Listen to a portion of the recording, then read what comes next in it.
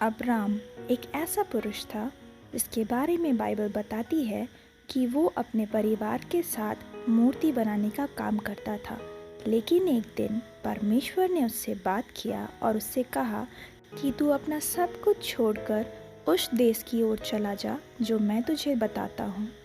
और अब्राहम ने परमेश्वर का सुना और ऐसा ही किया और अपनी पत्नी सारा और भतीजे लूत के साथ उस देश को छोड़ दिया।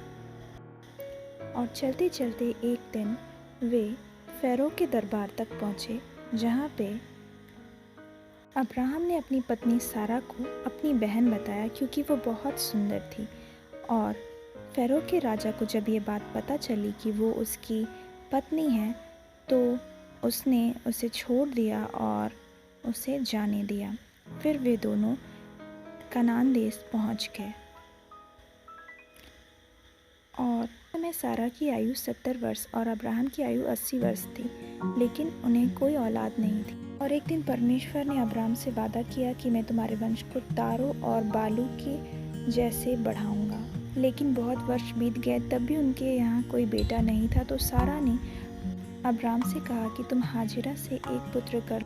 सारा की दासी हाजिरा से अब्राहम को एक पुत्र हुआ जिसका नाम इस्माइल था। लेकिन परमेश्वर ने तो सारा से अब्राहम का वंश बढ़ाने का वादा किया। फिर कुछ वर्षों बाद 3 पुरुष सफ़ेद वस्त्रों में अब्राहम से मिलने आए और उससे कहा, सारा एक पुत्र को जन्म देगी जिसका वादा परमेश्वर ने तुमसे किया था। तो सारा इस पर हंसने लगी कि मैं तो बूढ़ी हो गई हूँ। लेकिन परमेश्वर ने अपना वादा पूरा किया और अब्राहम और सारा को एक पुत्र हुआ। तब सारा की आयु 89 ईयर्स थी और अब्राहम 99 ईयर्स, जिसका नाम उन्होंने इसहाक रखा। इसहाक का मतलब होता है हंसी। सारा और अब्राहम अपने बेटे के साथ बहुत खुश थे। लेकिन परमेश्वर ने एक दिन फिर अब्राहम से बात की और उससे कहा कि तू अपने बेटे को लेकर एक पहाड़ पर जो मैं तुम्हें बताता हूँ ले आकर उसे बलि कर।